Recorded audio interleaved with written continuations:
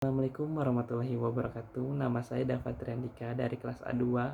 Di sini saya akan menjelaskan tentang kesulitan dalam berbahasa Indonesia. Yang pertama, apa itu bahasa Indonesia? Bahasa Indonesia adalah bahasa nasional atau bahasa resmi negara yang digunakan dalam kegiatan kenegaraan ataupun kegiatan sehari-hari masyarakat Indonesia, baik lisan maupun tulisan. Fungsi bahasa Indonesia sendiri yaitu sebagai identitas nasional. Karena di negara Indonesia banyak suku, budaya, dan bahasa daerah.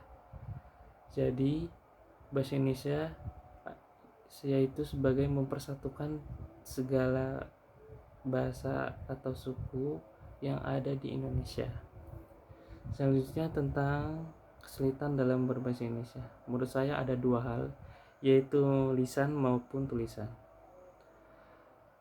Lisan atau pengucapan banyak ditemukan atau banyak kekeliruan yang kita alami dalam kegiatan sehari-hari.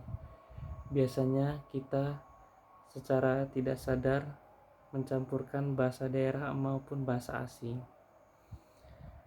Hal ini membuat kita harus memperhatikan bahasa Indonesia, pengucapan bahasa Indonesia yang baik benar-benar, khususnya dalam kegiatan formal, yaitu dalam contohnya yaitu ketika sekolah, di lingkungan sekolah ataupun di universitas. Menurut saya kita harus tetap memperhatikan bahasa Indonesia kita sesuai kaidah atau KBBI yang tepat, karena ini berkaitan dengan kebiasaan kita dalam berinteraksi dengan orang lain. Yang kedua tentang penulisan atau tulisan. Tentu saja sebagai mahasiswa, penulisan ini sangat penting karena kita sebagai mahasiswa banyak membuat laporan ataupun ketika semester akhir kita akan membuat skripsi. Penulisan karya ilmiah khususnya sangat banyak unsur ataupun elemen di dalamnya. Salah satunya tentang huruf kapital ataupun huruf besar. Banyak sekali contohnya ataupun banyak sekali unsur yang kita harus perhatikan. Di dalam huruf kapital biasanya kita gunakan di dalam judul ataupun di dalam bab di dalam penulisan karya ilmiah. Selanjutnya juga tentang tanda baca. Tanda baca ini juga penting karena ketika kita salah menempatkan tanda baca akan membuat makna atau arti dalam kalimat atau paragraf itu berubah. Oleh sebab itu, penempatan tanda baca itu sangat penting diperhatikan, tentang salah satunya tentang tanda titik, tanda koma, tanda tanya, dan lain-lain.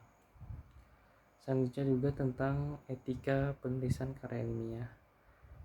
Di dalam etika penulisan karya ilmiah tentu saja banyak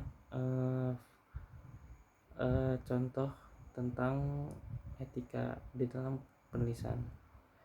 Salah satunya tentang hak cipta atau tentang daftar pustaka. Hal ini karena sekecil apapun kita mengutip atau membuat referensi dari karya ilmiah yang sudah dibuat sebelumnya, kita harus mencantumkannya dalam bahasa Indonesia dalam daftar pustaka. Di dalam daftar pustaka sendiri terdapat nama, tahun terbit, dan judul karya ilmiah yang kita ambil referensinya. Selanjutnya juga tentang plagiarisme. Plagiarisme adalah mengambil hak karya orang lain tanpa izin ataupun tanpa memberikan kredit di daftar pustaka. Karena menurut saya selama saya pelajari tentang materi bahasa Indonesia di semester 6 ini banyak sekali yang harus kita patuhi dalam kaidah dalam bahasa Indonesia. Itu saja yang dapat saya sampaikan, kurang lebihnya mohon maaf. Assalamualaikum warahmatullahi wabarakatuh.